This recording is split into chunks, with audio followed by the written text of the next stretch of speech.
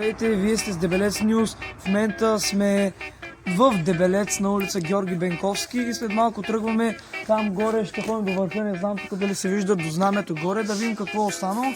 Ще ви покажем екопътеката до там и как се стига. Ако искате и вие, може да отидете. А сега нека да тръгваме.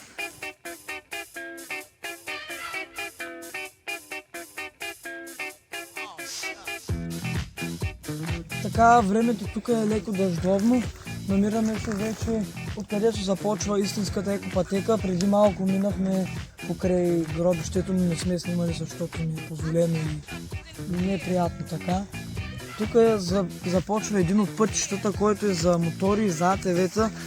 Не сме пробвали да мине по него, но този път зад мен от тук започва екопътеката. Ще ви покажем някои гледки, които се разкриват, но те са малки. Ще отидем после горе до знамето, а на връщане ще минем покрай люлката, която се намира малко към Търново, но ще стигнем и до нея. Така че гледайте клипа до край, сега нека да тръгваме.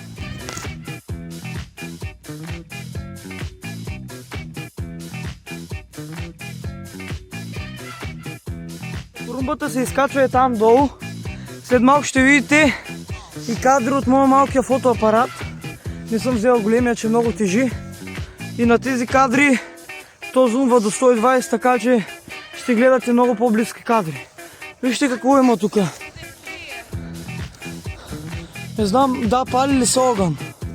Направили са ограждение за пален на огън. Става ни още малко. Нека да вървим. Има знамено. Както виждате, там горе е знамето. Но то липсва. Има само кол, може би е скъсан от вятъра. И то метеорологичните условия така правят. Това ни още малко и сме почти догоре. Нека да продължаваме. Официално се намираме на върха, извадихме микрофона и това зад мен е гледката, която ще разгледате. Вижте, сега показваме от телефона, може да зумнем до 2, но след малко следващите кадри ще са от малкия фотоапарат. И те може да са с леко по-лошо качество, но ще видите почти всичко, което се вижда на заден фон. Сега сме говорили, гледайте каква е гледката.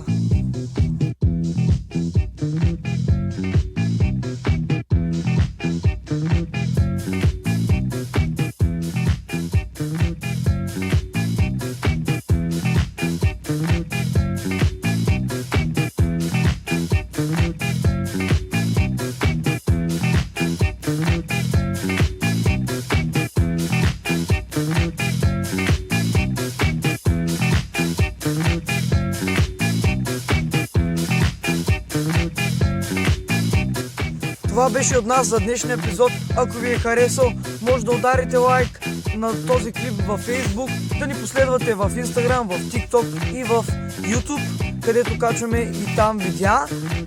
Това беше първа част, сега отиваме към втора част, която започва от тук и отиваме към люлката. Не правим цяла част, да не става много дълга. Очаквайте втора част да се качи или утре, или в друг ден, в понеделник.